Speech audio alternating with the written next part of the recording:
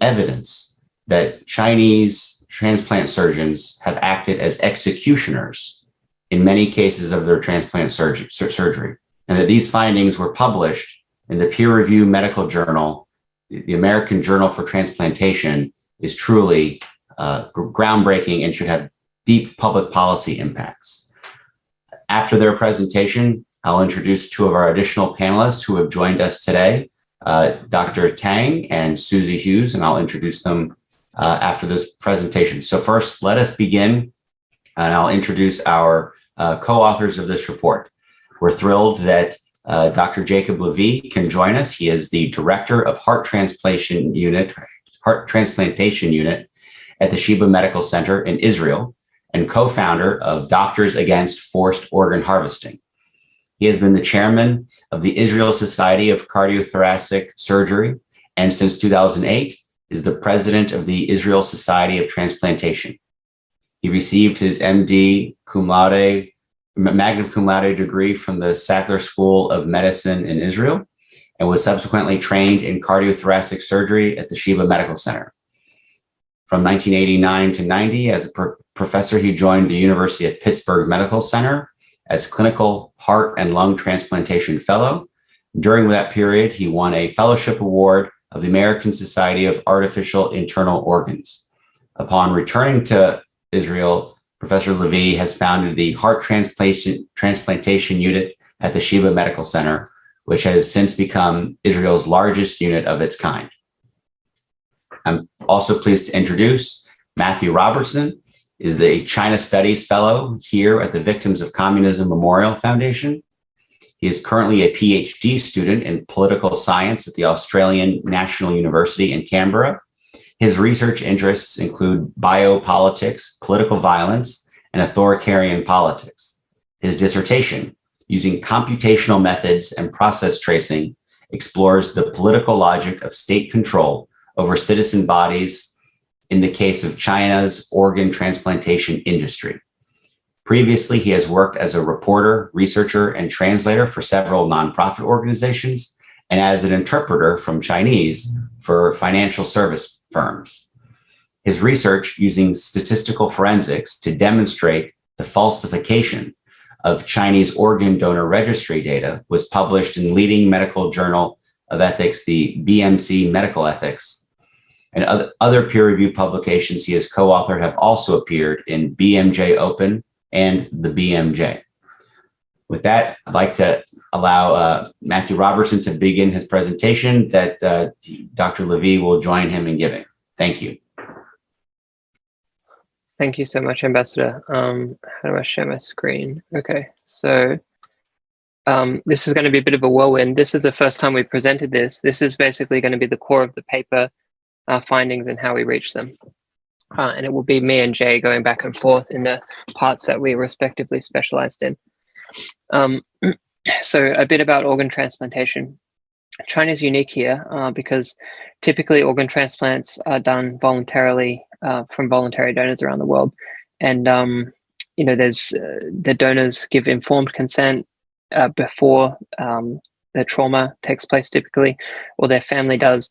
And the role of the state is really to police an altruistic and voluntary system. Organ trafficking is different. That uses exploitation, coercion, or fraud.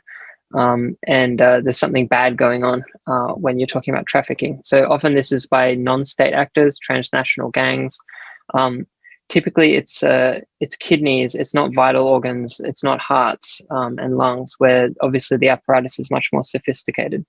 And the role of the state in this case is suppressing this illicit activity. The twist here is in China, the state is basically the organ trafficker. And this is, you know, many officials have effectively admitted to this. So the growth of China's organ transplant / trafficking system really began growing more seriously in the 80s and 90s, but significantly in the year 2000. You know, the number of transplants is not known, but certainly it's the 5 figures. Officials claimed 10,000. They claim tens of thousands now. Others have given estimates of up to 90,000. There was no legal framework at all until 2007. that is no laws on the books. And there were supposed to have been reforms in 2015, but our research shows that's questionable.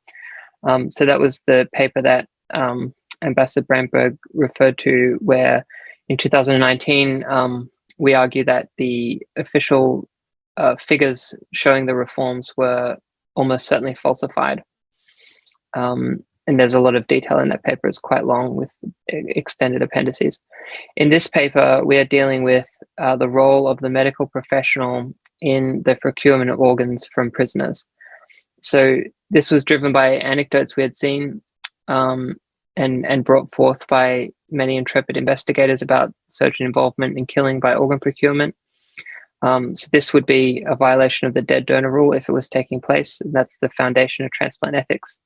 And the DDR, the dead donor rule, says that the donor has to be dead when vital organs are procured, and that the procurement must not cause the death of the donor. So we're trying to get inside the operating room with this paper and actually understand what's going on. If surgeons are indeed violating the dead donor rule, then they are implicated in killing the donor. And basically the medical system is then just an extension of the coercive and predatory power of the state. So to test these claims, we needed a research design that would try to identify whether the donor was in fact deceased at the time. Heart transplants were the best for this because of the clinical details associated with the procurement of the heart. The heart must be beating, it must almost always be beating at the time. So the donor needs to be brain dead, and their heart is still beating. If the heart goes into cardiac arrest, it won't be viable for transplant in most cases. So this is different to kidney procurement, where they might be shooting a prisoner in the head at an execution site. So there's a lot more coordination that needs to go on between the security authorities who are supplying the bodies and the medical system. And that's what we're trying to get at in this paper, how that's coordinated. Jay is going to talk about how brain death should be determined. Thank you, Matthew. So you've heard from Matthew, the key issue to our research has been the determination of brain death. And let me spend 1 or 2 minutes to explain to you what brain death is all about. So the evaluation of brain death should be considered in patients who have suffered massive and irreversible brain injury of identifiable cause. Brain death is defined as the irreversible loss of all functions of the brain, including those in the brainstem, and that's where the center of breathing is located in our brain. And according to determined brain death, there are 3 essential findings that should be determined. One is a patient should be in coma, and we'll speak about it in a minute. The second one is the absence of brainstem reflexes, and the most important thing is the apnea, or the lack of spontaneous breathing. Next, please. A patient properly determined to be brain dead is both legally and clinically dead. And in the absence of either complete clinical findings, as we will describe in a minute, which are consistent with brain death, or ancillary tests demonstrating brain death, such as brain CT angiography, brain death, and hence the patient's death, cannot be diagnosed. And organ procurement, obviously, for transplantation can only be commenced after brain death has been determined, or else the organ procurement surgery by itself becomes the mode of execution. So, as we said, there are 3 components to determining brain death. The first is coma, and coma is defined as a state with no evidence of responsiveness. Eye opening or eye movement to noxious stimuli is absent, and noxious stimuli should not produce any motor response other than some spinal mediated reflexes. So this is coma. The absence of brainstem reflexes includes the examining of all these reflexes which are listed here: absence of pupillary response to bright light, absence of ocular movements, absence of corneal reflexes, absence of facial muscle movement in response to noxious stimuli, and finally, absence of any gag or tracheal, what we call the cuff reflexes. But finally, the most important thing is determining whether or not the patient can breathe spontaneously by performing the apnea test. So before performing this test, the physician must first determine that the patient meets the following conditions. His body temperature should be normal. His carbon dioxide levels in his blood should be normal within this range of 35 to 45 millimeter mercury. His oxygen level in blood and PO2, what we call, should be normal, and so should be his blood pressure. And then the apnea test starts. So first, the patient is connected to a pulse oximeter, which defines the level of oxygenation.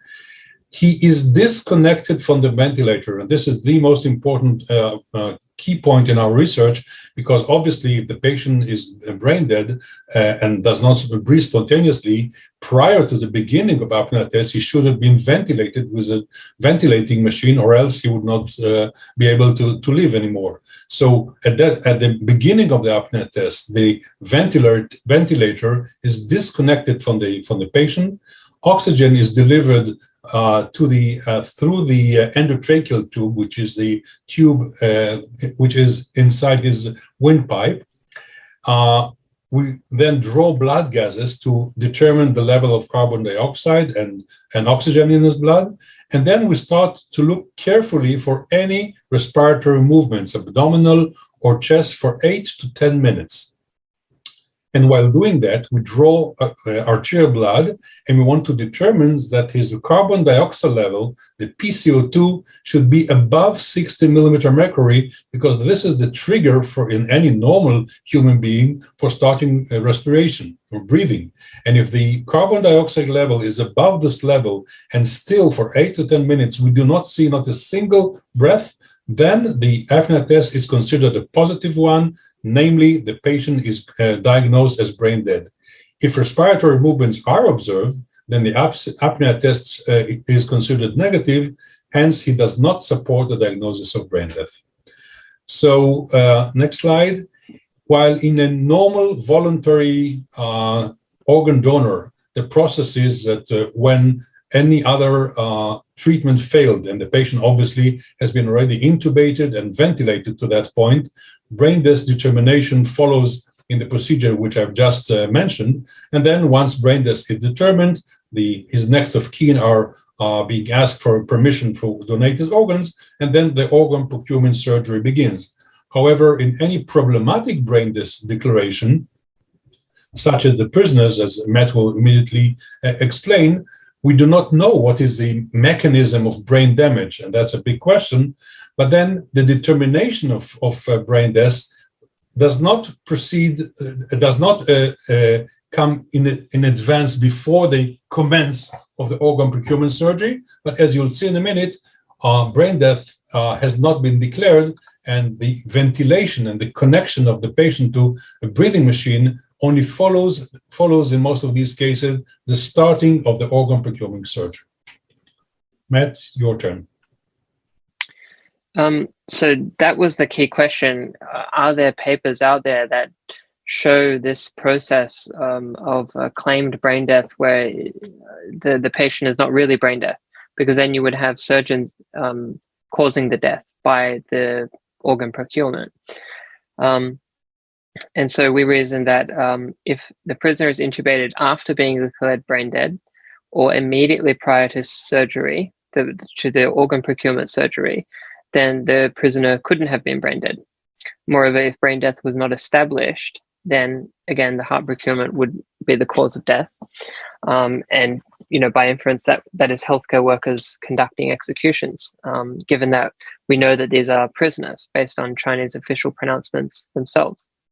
This is how we actually did the study. We got these strings of characters. So these are all, this says after brain death, intubate the patient and put them on a respirator. And this is similar, after their death, and then quickly put them on mechanical ventilation, et cetera, et cetera. So we got lots of these phrases, about 40 of them. And we had this big data set of clinical papers, and we needed to find phrases that are like this, not exactly this, because these are quite similar to each other, but they're not identical. And there's going to be many others, we don't know how many, that are also similar to this. And then we needed to manually review those. So then we wrote some code that would search through them. And that's what all this does. It opens a file and it looks at every sentence and sees, is that sentence or is that, window of strings a window of characters of the same length of the string we're looking for, does it have a match within some close proximity? And then we want all the ones that are a close match, and we want to throw out all the ones that are not a close match. So this is what the data look like. This is the raw data. These are just Chinese language clinical case reports. And this is just a zoomed in one. And this is just some, screenshots of a few papers. And Jay is now going to give some examples of the ones that we found and what the problem is with them.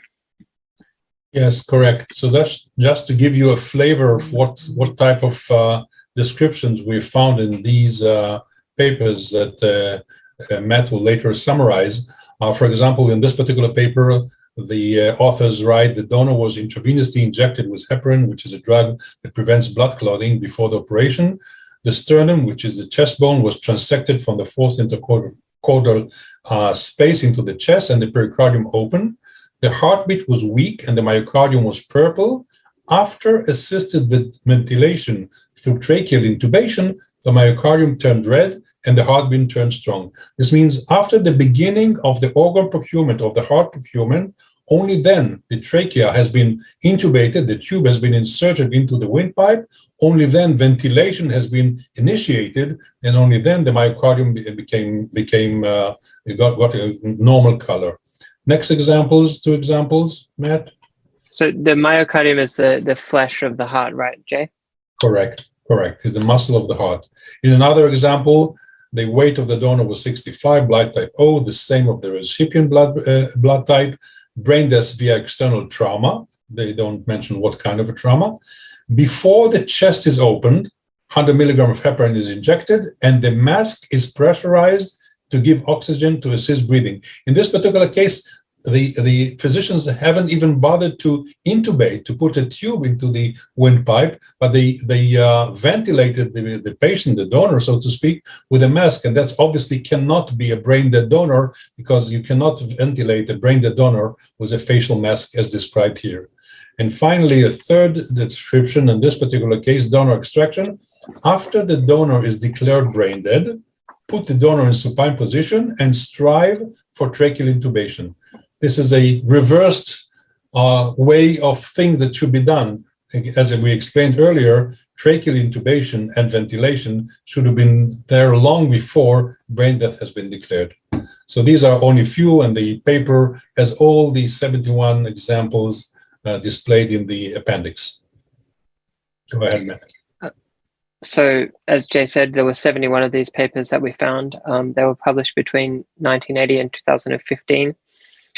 When you pull off the metadata of all the papers and list the unique names, there are 348 unique names of medical workers. Just occurred to me there might be people with identical names, and so there could be more. But in any case, we'll go with 348. This was at a total of 56 hospitals, 12 of which were military or paramilitary, and it was across the country, 33 cities, 15 provinces. So there are 30 odd provinces or special administrative regions in China. We think that this was at the end of a very big funnel, because we don't know how many of all the transplants that take place, we don't know how many get written up into papers. Of those, only some are heart transplants. Of those, not all, only some contain methods sections. And of those that contain the methods, not all of them actually contain these descriptions. So, we think that this is much more widespread than the 71 that we found. And that's just a map of the hospitals. And that's using geolocation libraries, Google's geolocation libraries for each of the hospitals. Of course, people, I think, generally want to know if this is ongoing. We state in the paper that we don't know. Our last finding was in 2015. There are 2 possibilities. Firstly, that it did indeed stop. It would be nice to believe that.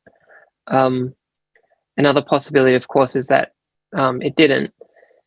The timing of the cessation of the publications coincides very closely with the revelation of these claims in September 2014 by grassroots investigators. The World Organization to Investigate the Persecution of Falun Gong, a long title, published a big Chinese language report on this topic in September of 2014. So it's possible, that could have set off some alarms and stopped publication, but it does coincide with the reforms. So it's a possibility. In the end, if prisoners aren't being used, then this naturally wouldn't be going on. If prisoners are still being used, then it's only rational to believe that this would still be continuing, for many reasons that we've discussed, but some we haven't, just given the clinical challenges of actually separating the roles of inflicting brain death and conducting heart procurement. We think they've solved it this way. It's not clear there's any other way of solving that difficulty. And we think there is compelling evidence that prisoners continue to be used for their organs. And so on the balance, we think that this is likely still continuing.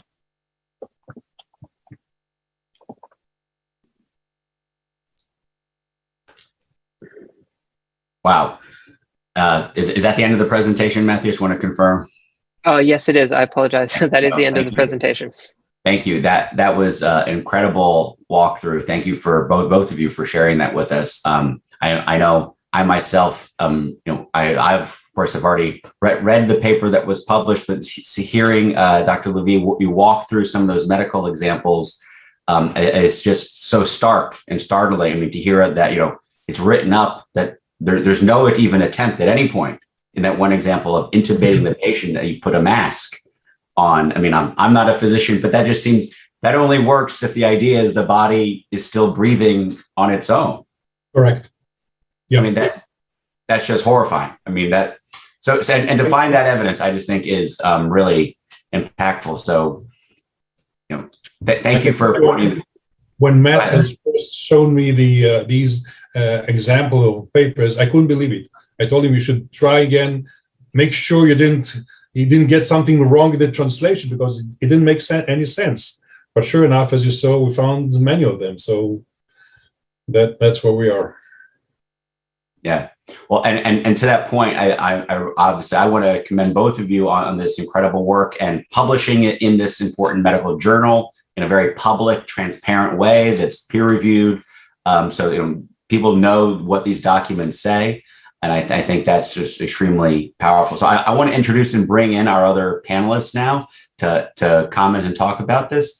I'd like to introduce Susie Hughes, who is the executive director and co-founder of the International Coalition to End Transplant Abuse in China, ETAC. Susie was a member of the ETAC steering committee responsible for initiating the China Tribunal. She has testified before the Australian Parliament on organ trafficking and transplant tourism and freedom of religion and belief, and has hosted numerous roundtable discussions, Q&A fora, and online seminars on forced organ harvesting in China. And Dr. Tang, who is an academic, lawyer, and human rights activist from the president of China is the president of China Against the Death Penalty. His research focuses on constitutionalism, legal theory, democratic theory, criminal justice, human rights, social movements, and transitional justice in China. So I'd like to ask each of them a question as they join us to give their thoughts and perspectives on this report. I'd like to start with Susie. I mean, obviously, Susie, you are very well steeped in this issue, in the history of this horrible abuse that has been going on. I know, unfortunately, for years.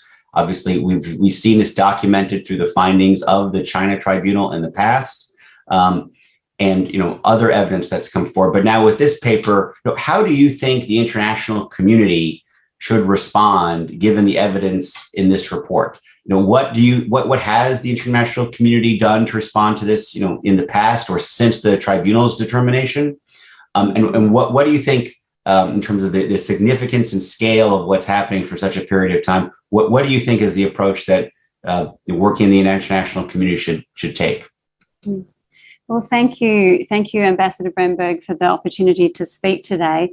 It's shocking. It's actually I've also had a look at the paper, but to hear the description tonight, or for me it's tonight, is it's really shocking actually to just see what's actually going on in those operating theatres. So look, I have some prepared remarks as well, which I'll read in a moment, but it's an issue that's been going on for so long, and it's just so important that this sort of research continues to come out so that it really propels action. There's a number of different things happening around the world in regards to legislation, which I'll talk about, and obviously, for the transplant societies and the doctors and the medical institutions to all be taking action. This particular report, I think, is really going to make a big difference. It's a complex situation, what's happening in China. So the more of this sort of research that happens, the better. So, yeah. And please go ahead with your comments. Thank you. Okay, thank you. Research and associated advocacy on this atrocity has been happening since as far back as around 2006, as you'd know, and progress has been steadily building since that time. It's hard to believe that something so urgent as the killing of hundreds of thousands of innocent people could take so long for world leaders to engage and take action. The good news is that, thanks to the growing number of people and organisations, change is happening.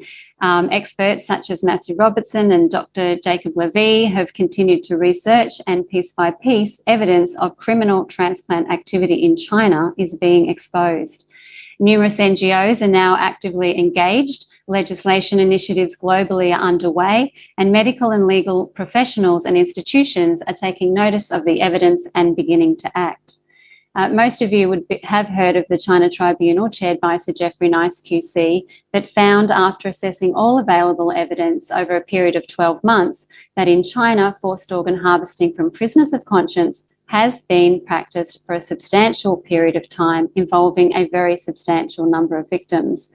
You can visit the chinatribunal.com website to view the video recordings of the hearings and the witness submissions and all of the evidence that they reviewed. Following the judgment in June last year, 12 UN special rapporteurs and human rights experts issued a correspondence in China regarding allegations of forced organ harvesting from Falun Gong practitioners, Uyghurs, Tibetans, Muslims, and Christians in China. So this is, of course, a highly significant development. The special rapporteurs would not have issued a communication to a UN member state about such grave violations if the evidence was not credible. This action taken by the UN Special Procedure mandate holders will no doubt become a catalyst for further action by other stakeholders. In the correspondence, the UN experts stated that they had reviewed credible reports, including those detailing forced medical examinations, such as the blood tests, ultrasounds and x-rays, conducted only on ethnic, linguistic or religious minorities illegally detained in China. The experts also stated that, despite the gradual development of a voluntary organ donation system, information continues to emerge regarding serious human rights violations in the procurement of organs for transplants in China. And they called on China to promptly respond to the allegations of organ harvesting and to allow independent monitoring by international human rights mechanisms. The Chinese government has since responded to the UN Special Rapporteur's joint communication. However, as to be expected, their response was inadequate and misleading. Information requested was not provided, with witnesses being labelled actors and the UN rapporteurs themselves being accused of prejudice and anti-Chinese lies. In regards to legislation, Israel, Spain, Taiwan, Italy, Norway, Belgium, South Korea and the UK have all strengthened their laws in various ways, with the latest being an amendment last year to the UK Medicines and Medical Devices Bill, which halts the use of medicines in the UK that could include human tissues from victims of organ harvesting. Just last week, the UK's House of Commons passed a government-backed amendment to the Health and Care Bill to prohibit commercial organ tourism to China, as well as other countries globally. The amendment, which is likely to become legislation at the end of April 2022, makes it illegal for British citizens to travel outside of the UK to purchase an organ. In Canada, Senate Bill S223, an act to amend the Criminal Code and the Immigration and Refugee Protection Act, has passed the third reading in the Senate and is currently at the stage of second reading in the House of Commons. This enactment amends the Criminal Code to create new offences in relation to trafficking in human organs. It also amends the Immigration and Refugee Protection Act to provide that a permanent resident or foreign national is inadmissible to Canada that they have engaged in any activities related to trafficking in human organs. And most importantly, in the United States, the bipartisan Stop Forced Organ Harvesting Act was introduced in 2021 in both the Senate and the House. The Act has multiple provisions. It authorises the US government to deny or revoke passports for illegal organ purchases, mandates annual reporting on forced organ harvesting in foreign countries, which includes identifying foreign officials and entities responsible for forced organ harvesting, mandates an annual report on US institutions that train organ transplant surgeons affiliated with foreign entities involved in forced organ harvesting, prohibits the export of organ transplant surgery devices to entities responsible for forced organ harvesting, and sanctions foreign officials and entities that engage in or otherwise support forced organ harvesting. So it's really thorough. There are now 11 co-sponsors on the Senate bill and 35 co-sponsors on the House side. So we're hoping that this new research will compel many more senators and representatives to step forward to support the passing of this important bill into law this year. In December last year, the Falun Gong Protection Act was also introduced in the United States, which includes provisions to combat forced organ harvesting in China. So more good news is that both the British Medical Association and the Canadian Medical Association have recently spoken out. The Canadian Medical Association issued a statement in March this year where they strongly condemned organ trafficking targeting minority populations in China. The statement acknowledged the work of the China Tribunal, stated their support for the bill, discouraged Canadians from participating in organ tourism as a recipient or donor, and urged physicians to take no part in transplantation procedures where they suspect that organs have been taken without prior informed consent. The British Medical Association and 3 medical royal colleges also issued a joint statement in December last year, where they expressed that they are particularly alarmed by the reports of organ harvesting and forced birth prevention. They highlighted the UN Special Rapporteur's correspondence to China and stated that they were disturbed that such unethical practices could be condoned in research in China. They stated, as representatives of medical organisations, we are appalled by medical complicity in actions which constitute fundamental abuses of human rights. So with these developments taking place, the question still remains, will they help to stop people being killed for their organs in China, and what else should be done? One essential step is for those of us outside of China to take responsibility, uphold democratic values, and do what we can to ensure that medical institutions and medical practitioners outside of China do not become complicit and do not turn a blind eye. With partnerships in relation to transplant medicine, research and training in China increasing, universities, hospitals and transplant-associated entities should abide by their business and human rights obligations. Policy is urgently needed so that business and human rights due diligence processes are in place and collaborations do not take place where there is a risk that organs could be sourced through unethical or criminal activity. While most people associate business and human rights with issues such as forced labour and ethical supply chains for manufacturing businesses and corporations, it does extend to many other sectors as well, including medicine. So an important business and human rights legal advisory report and policy guidance specifically focused on transplant medicine will be published at the end of this month by Global Rights Compliance and launched by Wayne Jordash QC.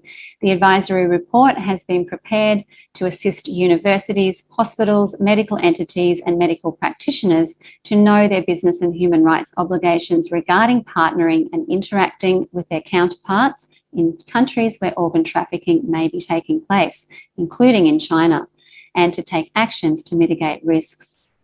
You're welcome to contact ETAC via our website, endtransplantabuse.org, for further information about the launch, and we'll send you the dates and invitation. The advisory and policy guidance will also answer questions around possible complicity and will be relevant to educational and medical institutions, transplant societies, medical associations, medical devices companies, pharmaceutical companies, and individual transplant-related medical professionals. So in closing, while actions are being taken by some to address forced organ harvesting in China, it's most certainly taking far too long. Complex criminal cases always rely on multiple lines of evidence to expose the perpetrators of crimes that have taken place. Why would a crime as sophisticated as this, perpetrated by the Chinese state, be any different? There is not one smoking gun, there's many. This new research paper in the American Journal of Transplantation adds to that shocking reality. So those who are yet to act need to act now. So thank you very much for that opportunity to share these remarks with you today.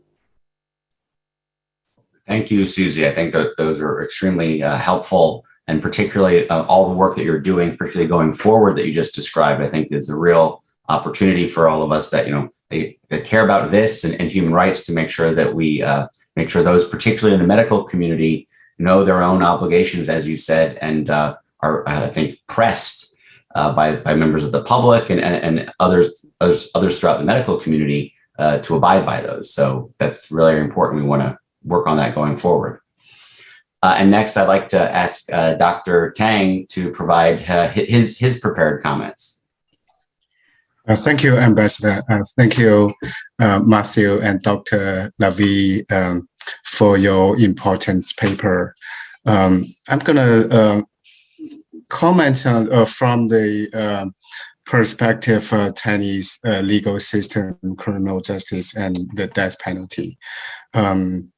So China, the criminal law is very harsh and provides for many death penalty charges. So the criminal law in 1997, who is still in use today, had 68 death penalty charges, and in 2011, 2015, Chinese authorities reduced the number of death penalty offenses, and now China has 22 violent crimes and 24 violent crimes and 22 non-violent crimes that are applicable to the capital punishment.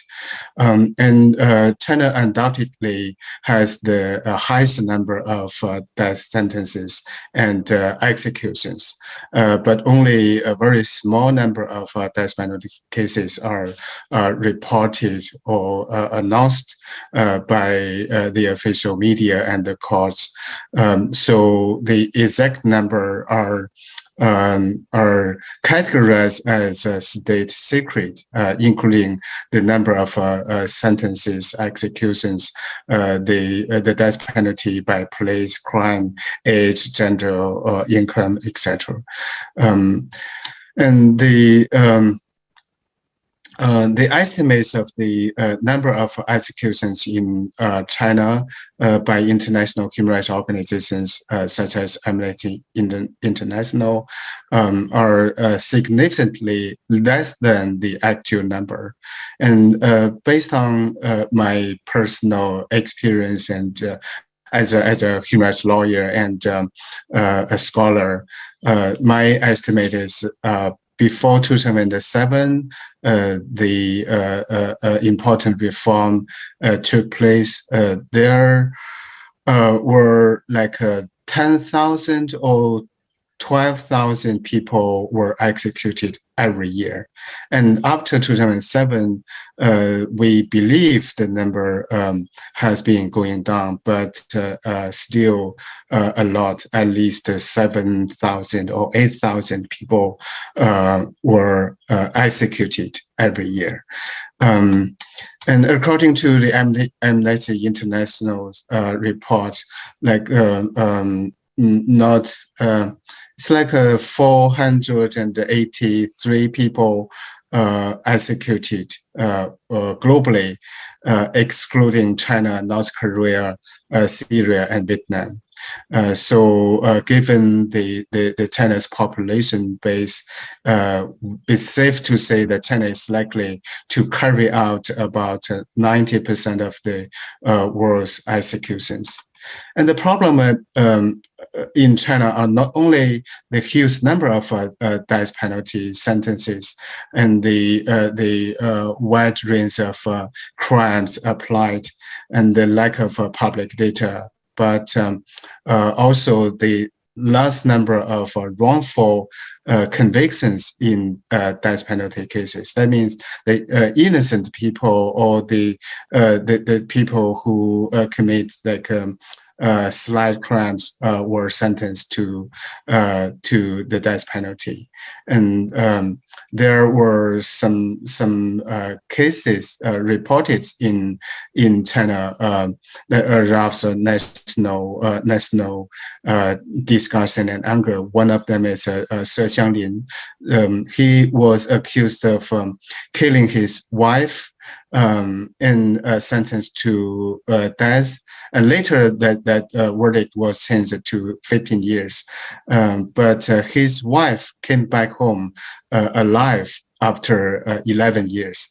And another famous case is Nie Shubin, and he was charged with rape and murder and sentenced to death and executed. But 10 years after his execution, it turned out that the crimes were committed not by Nie Shubin, but by another person, Wang Shujin. So there are many such like similar cases, but only a few were reported, and very, very few have been corrected. So the reasons of the wrongful conviction in death penalty lies in the institutional and structural shortcomings of the China's criminal justice. China does not have an independent judicial system, and the judges take orders from the government or the Chinese Communist Party. There is like Zheng Fawei, the political legal committee within the Chinese Communist Party, controlling the police, the prosecutors, and the judges, the court. And absolutely, in China's criminal procedure, in practice, the police have more power than the prosecutors and then the judges. And another thing related to our discussion today is the human rights of death row inmates are not respected at all. Chinese government does not respect human rights for all the people, and the death row inmates are seen as the people who are evil, who had committed brutal crimes. So during the arrest, detention, and during the execution, they didn't have human rights, and they were like executed within 7 days after the approval of death penalty by the Supreme People's Court, and tens of thousands of people would gather around to watch the public humiliation during the public execution in 1989 80s and 1990s. So that kind of practice had been stopped, but still the humiliations of the death row inmates continued. And some death row prisoners were chained and shackled for several years in the prison because they were executed, and they were not allowed to meet family. Many of them, not all, but frequently happened is they were refused to meet their family before execution, and their family are not informed of the date of execution, and not allowed to collect the dead body. The death row inmates were often cheated or forced to give their organs. They were told that if you sign this agreement and to donate your organs, and then your family will receive a big amount of money. But of course, their family received nothing. So it's like a forced or nearly forced to sign the agreement. The people who were going to be executed didn't have that freedom to refuse, So the paper shows that the Chinese physicians have participated in execution, and it's a crime of intentional homicide, even according to China's own criminal law. But it's extremely unlikely for these physicians or other people involving in this homicide to be prosecuted, because the Chinese government permitted or acquiesced this practice, So the final thing is the Deputy Minister of Health, Huang Jiefu, once said 90% of organs in China were from death row inmates, and the Chinese that was a shocking news in 2005 something, and the Chinese officials changed their stories, their narrative 6 times. So in the interview, Huang Jiefu, so the former deputy minister, said most of them are in accordance with the law, but our country is very large. The source of death row organs is naturally created a lot of unspoken problems. So he implied the corruption in it, and more terrible things like death penalty sentence became a means of organ transplant, and then those who should not be sentenced to death got capital punishment and executed for the purpose of organ harvesting. And the Chinese government officially announced that as of January 1st, 2015, the use of organs from death row inmates had been stopped. And voluntary organ donation has become the only channel for organ transplant. But in practice, there's no difference. The organs from the death row prisoners were categorized as voluntary organ donors from citizens. They just changed the names, not the practice. So I'm 100% sure that China still systemically continue the organ harvesting from death row inmates, and not only this, but also Falun Gong practitioners and Uyghurs, as reported. Thank you. Thank you, Dr. Tang. That's deeply troubling to hear, particularly your perspective. That obviously that supports a paper I know that Matthew published last year. That in spite of their claim of a change in practice, that we believe that is still happening. It is not truly voluntary. Thank you for sharing that as well. I know we are running short on time. I want to provide an opportunity for some of our people that joined us on Zoom today. If you'd like to ask a question in the Q&A, please do so. We'll see if we can get to them or any of them in the time we have. While I wait for anyone to ask a question, I'll just ask a follow-up maybe for Dr. Levy.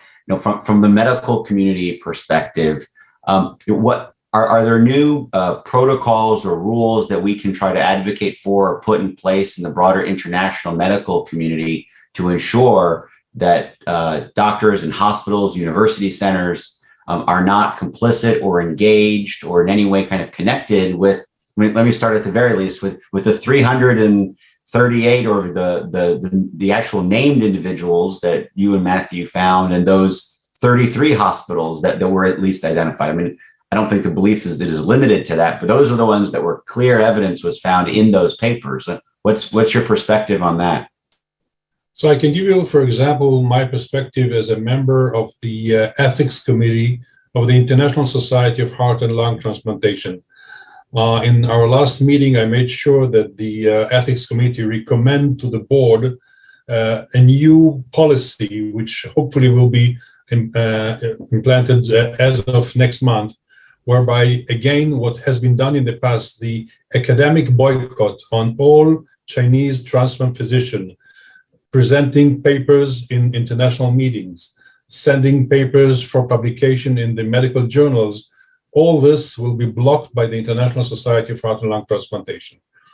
I hope that other societies of the various organs and the Transplantation Society, which is a world society that combines all national transplant organizations, will follow this model and reenact what has been done in the past and actually has been quite effective for many years until 2015, when China has allegedly announced the reform that we mentioned before, reform of organ transplantation, and then this academic boycott has been lifted. Now is the time, and mainly based upon our paper and similar one, to reenact these kind of boycott and hopefully at least put the pressure, the academic pressure, on the medical personnel of China to be taken out of all international fora, being magazines, medical magazines, and medical meetings.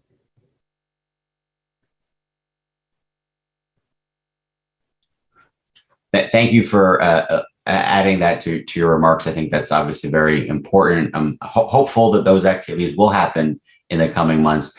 I think you kind of touched on it there, and it was mentioned multiple times. We just got a question that relates to this.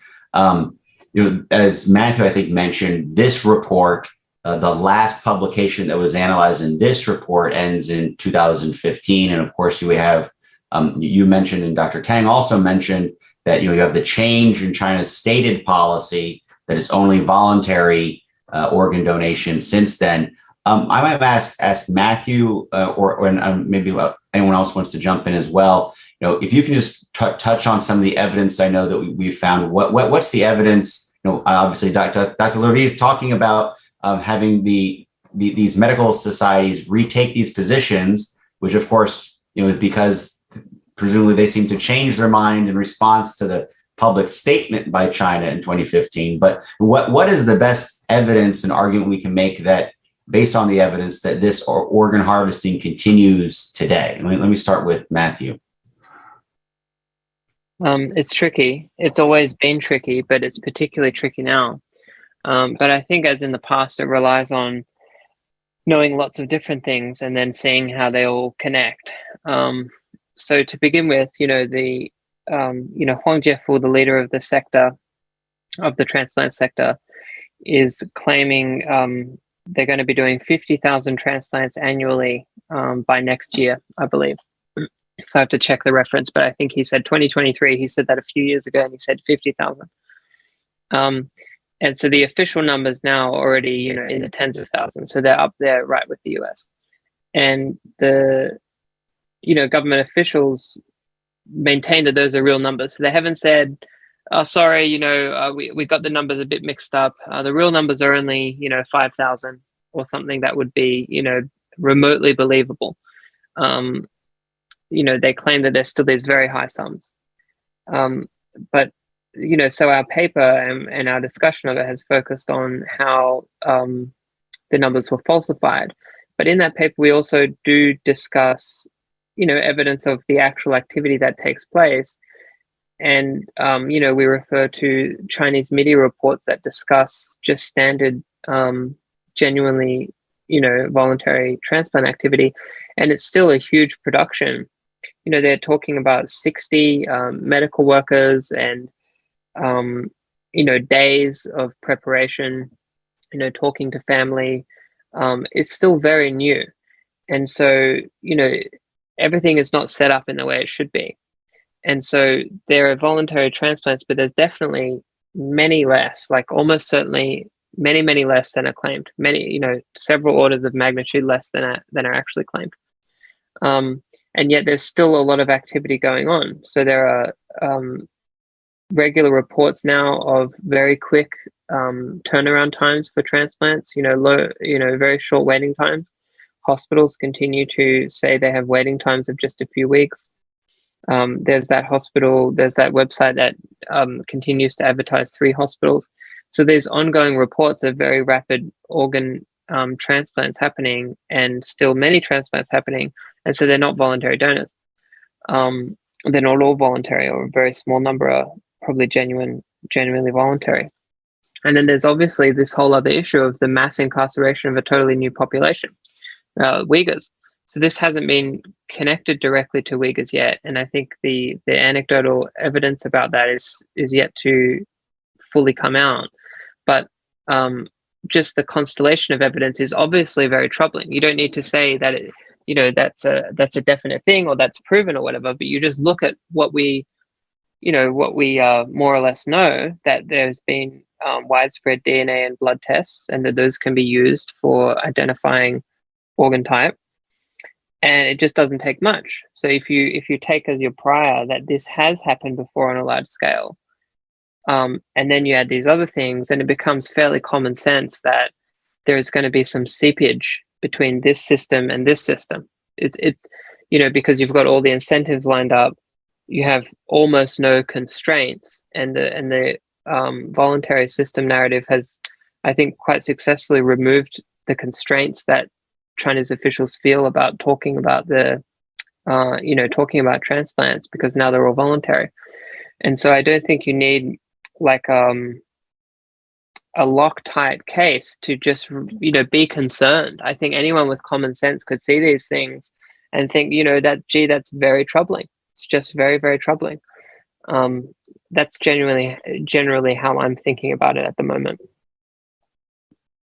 If you add to this, Ambassador Bremberg, the fact that out of 1.5 billion Chinese, currently only 1 million are registered organ donors, yet they claim, as we have shown, Matt and I, in our previous paper, that the official number of transplant hasn't even come down since they have allegedly stopped using the executed prisoners, but actually come up. This doesn't make any sense. There's no other country in the world that has been able to produce even a percentage of what they claim they do. So admittedly, these are circumstantial evidences, but they're very strong evidences, we believe. Yeah, and I think as Susie outlined in some of her previous comments, the reference to the UN Special Rapporteurs and others, along with the Tribunal, that have looked at this evidence and have really drawn greater attention to it. I think we're over time, but I want to thank everyone that joined us to watch this presentation. I want to ask each of our presenters, maybe if you want to have a 1-minute closing, and then we will end. But again, I want to thank all the presenters, particularly Dr. Levy and Matthew Robertson, for your incredible research and work on this paper, and Susie and Dr. Tang for joining us today. So let me kind of go in reverse order. I'll let Dr. Kang provide his kind of short 1-minute closing remarks. Anything you want to leave us with today?